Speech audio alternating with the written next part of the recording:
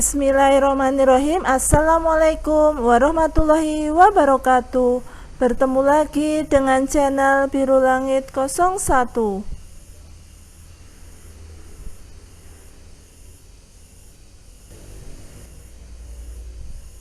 Pada kesempatan kali ini saya akan membahas tentang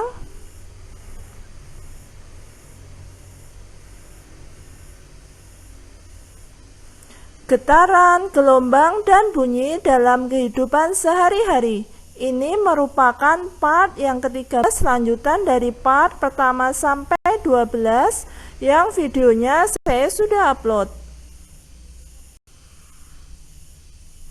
Sebelum saya melanjutkan membahas materinya, jangan lupa untuk di-subscribe, di-like, di-share, dan dinyalakan loncengnya supaya adik-adik tidak ketinggalan video terbaru dari channel ini.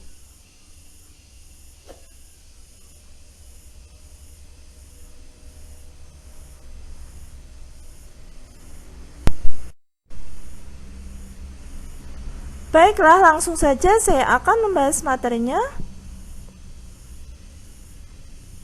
Pertama, saya akan menjelaskan tentang pembersih ultrasonik. Pembersih ultrasonik merupakan alat yang menggunakan gelombang ultrasonik dengan frekuensi antara 20 sampai 400 kHz dan cairan pembersih tertentu. Dapat juga menggunakan air biasa untuk membersihkan suatu benda seperti perhiasan, lensa, jam tangan, alat bedah, alat musik, alat laboratorium, dan alat-alat elektronik tertentu.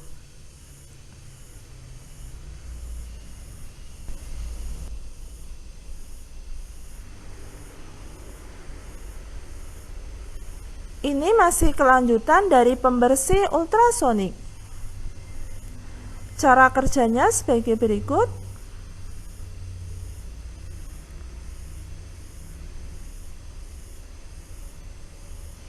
Pembersih ultrasonik menghasilkan gelombang-gelombang cairan pembersih yang terbentuk akibat adanya gelombang ultrasonik bertekanan tinggi.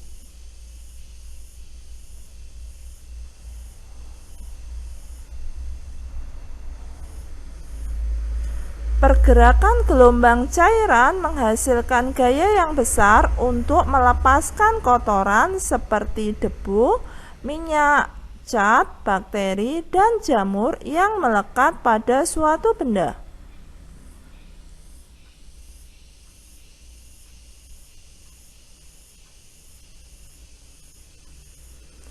Gelombang cairan mampu masuk ke dalam lubang-lubang kecil yang sulit dibersihkan dengan cara biasa, sehingga untuk membersihkannya tidak perlu dilakukan pembongkaran.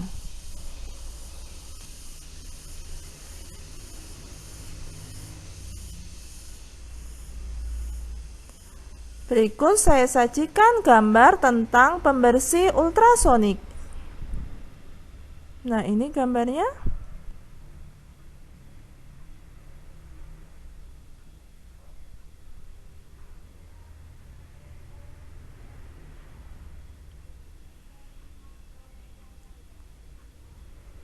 Dan ini keterangannya. Gambar yang A merupakan gambar alat pembersih ultrasonik. Sedangkan gambar yang B merupakan gambar gelombang-gelombang dalam pembersih ultrasonik. Dan gambar yang C merupakan gambar mesin yang dibersihkan dengan alat pembersih ultrasonik.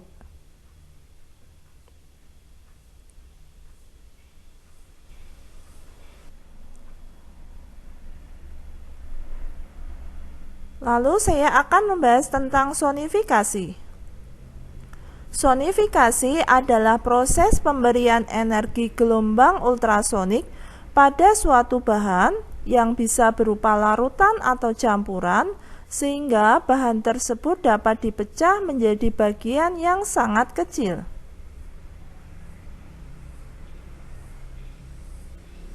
Di laboratorium, sonifikasi dilakukan dengan bantuan alat yang disebut sonikator.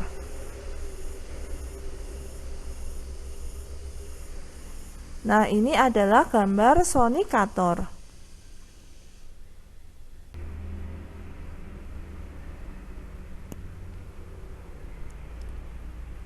Lalu penerapan sonifikasi dalam hal apa saja?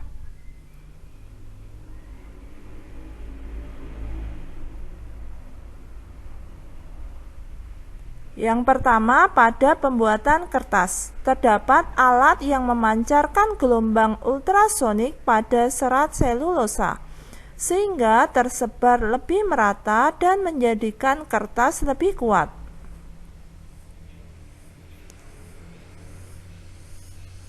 Yang kedua, sonifikasi untuk produksi nanopartikel seperti nanoemulsi dan nanokristal.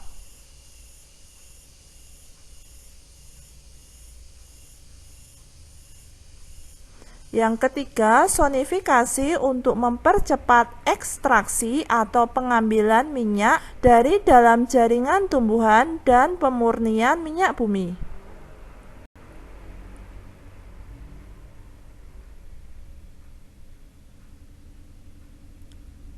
Dan yang keempat, sonifikasi untuk merusak atau menonaktifkan material organik, misalnya merusak membran sel dan melepaskan isi selulernya, atau dikenal dengan istilah sonoporasi.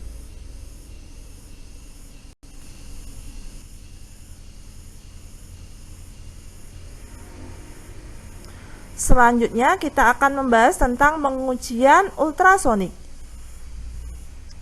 Pengujian ultrasonik merupakan teknik pengujian yang berdasarkan pada penyaluran gelombang ultrasonik pada objek atau material yang diuji. Kegunaannya dari pengujian ultrasonik yaitu sebagai berikut.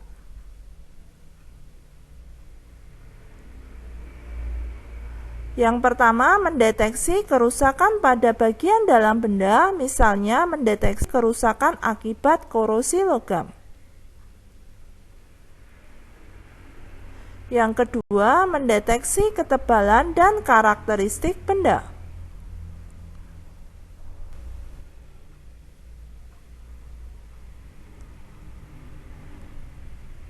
Ini masih melanjutkan tentang pengujian ultrasonik. Pengujian ultrasonik banyak digunakan dalam produksi logam baja dan aluminium, produksi pesawat, otomotif, dan industri logam lainnya. Keunggulan penggunaan alat uji ultrasonik antara lain: yang pertama, memiliki daya yang tinggi untuk menembus suatu bahan. Yang kedua, memiliki sensitivitas yang tinggi, akurat, dan tidak berbahaya. Dan yang ketiga yaitu mudah dibawa.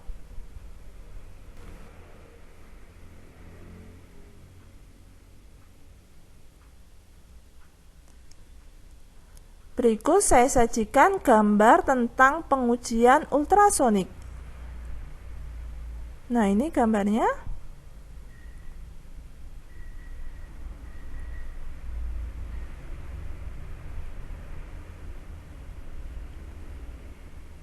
Dan ini keterangannya. Gambar yang A merupakan gambar alat uji ultrasonik, sedangkan gambar yang B merupakan gambar teknisi menguji kebocoran pada pipa besi menggunakan alat ultrasonik.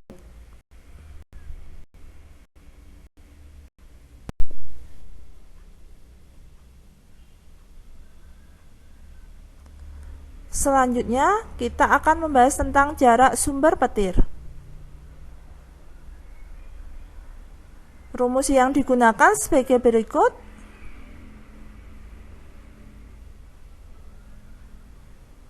S sama dengan V dikali T.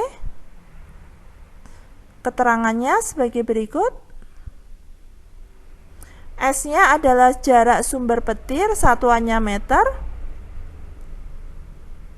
V-nya adalah cepat rambat bunyi di udara, satuannya meter per sekon. T-nya adalah waktu tiba gelombang bunyi yang berupa petir, satuannya sekon. Nah, ini saya berikan gambar petir. Ini keterangannya, gambar petir.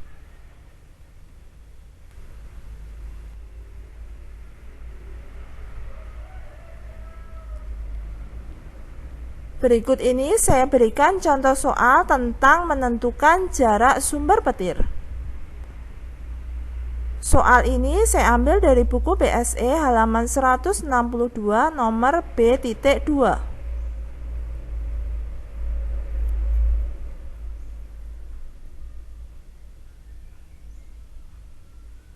Saat cuaca mendung, seorang anak mendengar bunyi guntur 1,5 detik setelah kilat. Jika cepat rambat bunyi di udara adalah 320 meter per sekon, tentukan jarak sumber petir dari anak tersebut. Mari kita jawab.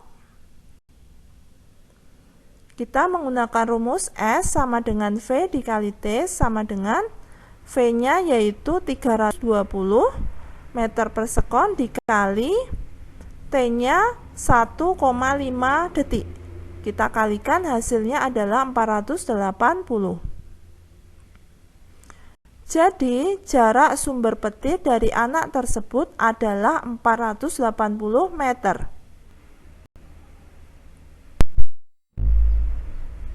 Demikian pembahasan dari saya. Semoga bermanfaat. Oh ya, seperti biasa di akhir video saya akan bagikan satu kutipan ayat suci Al-Quran sebagai bentuk dakwah saya sebagai seorang muslim.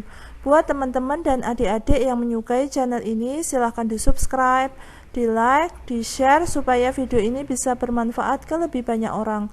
Kalau ada pertanyaan tentang video ini ada yang belum jelas, silahkan pertanyaannya dituliskan di kolom komentar. Sekian dari saya. Wassalamualaikum warahmatullahi wabarakatuh.